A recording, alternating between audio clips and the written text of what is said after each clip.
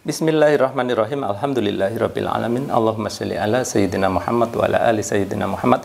Kawan-kawan, dalam video kali ini saya ingin sharing ya bagaimana cara membuat kacamata kertas gitu ya. Sebetulnya bukan kacamata kertas ya, tapi kertas untuk menggantikan kacamata gitu ya. Nah, seperti apa itu barang itu? Jadi gini kawan-kawan, ceritanya nih dulu ya. Ceritanya nih misalkan ya, untuk kita yang sudah mengalami rabun dekat, itu kan kalau baca itu kan harus pakai kacamata seperti ini ya. Nah, kayak gini baru bisa baca ya. Kalau orang-orang tua itu ya udah umur 40 tahun ke atas itu biasanya itu sudah rabun dekat. Makanya kalau yang baru mengalami rabun dekat, biasanya kalau baca itu dijauh-jauhkan gini agar bisa baca. Jadi dulu saya pun melihatnya kok aneh, ternyata saya sendiri sekarang udah rabun dekat.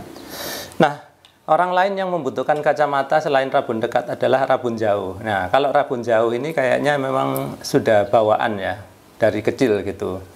Jadi kalau rabun dekat itu memang karena usia, kalau rabun jauh memang penyakit bawaan dari kecil.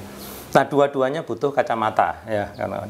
Nah, di sini apa yang saya mau bagikan adalah misalkan kayak saya kan kalau baca harus pakai kacamata sekarang, nggak bisa enggak.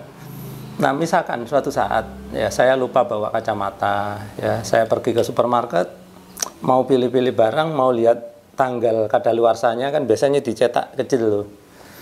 Nah, saya nggak bisa baca karena apa? Lupa, misalkan saya nggak bawa kacamata. Maka pertolongan pertama pada ketinggalan kacamata yaitu carilah kertas ya, kertas apapun ya.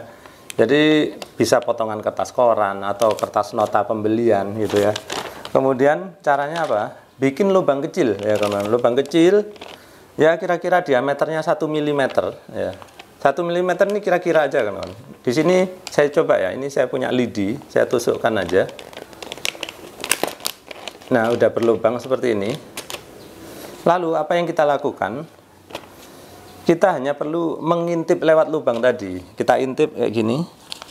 Nah, seperti ini. Kayak gitu aja kita sudah bisa membaca ya. Memang tidak seterang memakai kacamata, tapi sudah cukup membantu untuk bisa membaca tulisan-tulisan kecil gitu ya. Nah, bagi kawan-kawan yang mengalami rabun dekat, silakan dicoba ya. Bikin lubang seukuran 1 mm.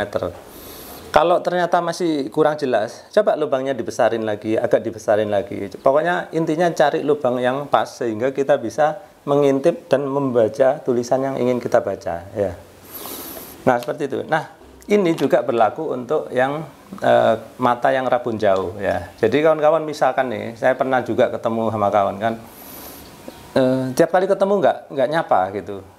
Saya heran kok nggak nyapa ya, ini padahal teman kenal gitu kan, teman kantor malah gitu kan, nggak kenal, kayak nggak kenal gitu. Terus rupanya dia lupa nggak bawa kacamata sehingga wajah orang dari jauh itu nggak kelihatan, tapi begitu udah deket itu baru tahu gitu. Nah, ternyata dia rabun jauh gitu ya. Nah, rabun jauh ya, kawan-kawan pun bisa melakukan hal yang sama ya, cari kertas, lubangin sekitar 1 mm, lalu diintip. Cuman memang ya nggak enak ya, masa jalan-jalan pakai kacamata kertas kayak gini ya, ditutupin kertas itu.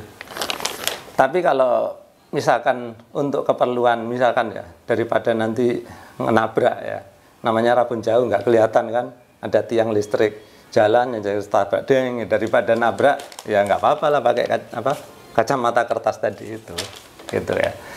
Nah, silakan dicoba ya kawan-kawan. Tapi tentu saja untuk kalian yang belum memakai kacamata dan tidak membutuhkan kacamata, ya ini konten ini nggak ada gunanya. Tapi untuk kawan-kawan yang memakai kacamata, rabun jauh maupun rabun dekat, insya Allah bisa berguna.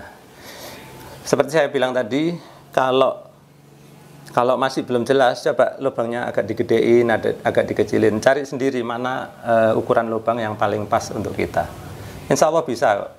Teman-teman saya udah survei ya, yang rabun jauh, rabun dekat, saya tes pakai lubang di kertas ini, semuanya kaget, loh kok bisa ya gitu. Tapi sebetulnya ini juga bukan teknologi yang baru ditemukan, enggak juga, bukan saya juga penemunya. Saya juga menemukan ini gara-gara apa? Mungkin kawan-kawan pernah lihat ya, dulu pernah di TV dijual kacamata terapi yang dia itu berlubang-lubang kecil-kecil. Nah, sebetulnya saya terinspirasi dari sana. Ketika saya lihat kok kacamata ini ada lubangnya kecil-kecil gitu, pas diginiin, kita bisa lihat ya, bisa baca. Rupanya dengan lubang kecil, satu lubang kecil saja udah cukup untuk kita bisa baca gitu ya. Tapi kacamata terapi itu sendiri sebetulnya nggak enak dipakai ya.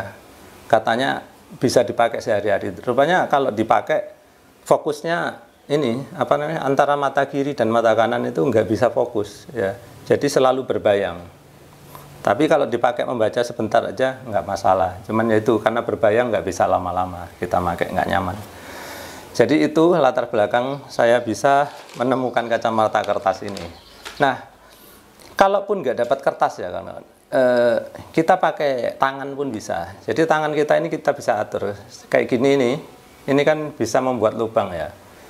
Ya, di sini ini ada lubang. Terus kalau kita kecilin, nah gitu. Tergantung bagaimana keterampilan kita mengatur tangan kita agar bisa mendapatkan lubang yang sangat kecil, terus bisa ngintip seperti ini.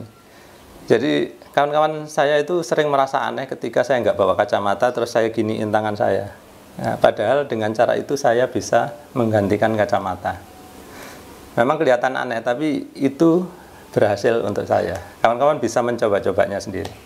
Baik kawan-kawan, itu saja dulu ya konten sederhana kali ini. Mudah-mudahan bisa bermanfaat. Terima kasih sudah menyaksikan.